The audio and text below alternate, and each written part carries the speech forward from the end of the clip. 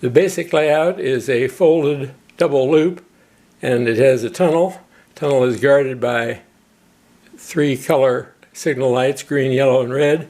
And this stretch around here that's blind behind the hill is covered by another signal, the green, yellow, red.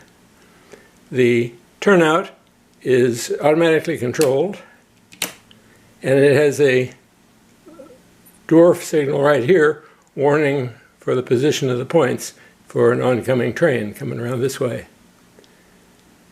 I've got a diesel queued up.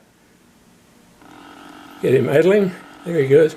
He's crossing the re-railer section. That's where you can most easily put on trains.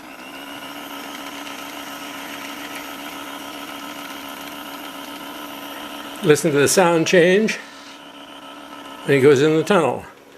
Plays out a smaller speaker. Notice the gates go down, lights flash, back around again.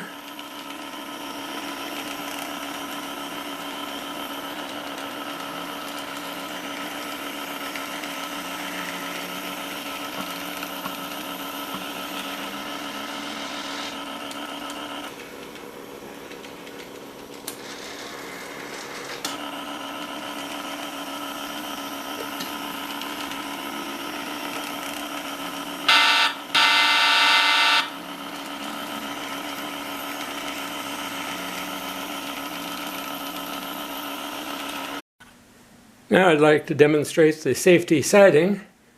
We'll pull the little diesel forward,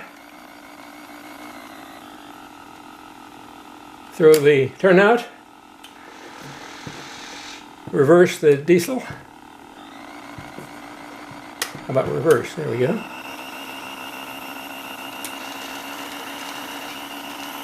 And he won't run off the end. He stops automatically. You can leave anytime you want.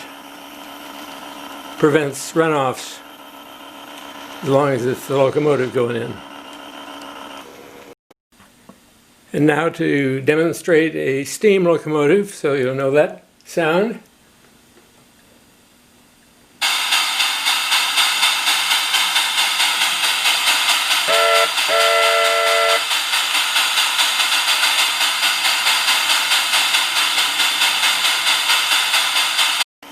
Watch the crossing gate come down, the lights come on. There we go. That's a one-lane tunnel under the railroad for automobiles, and it's guarded for safety because you can't see a coming train on the other side by a crossing gate. Pretty clever, huh? Here is a hobo camp. They're camping in an old caboose. There's a flickering fire outside, and you can hear them play music when you touch the tree.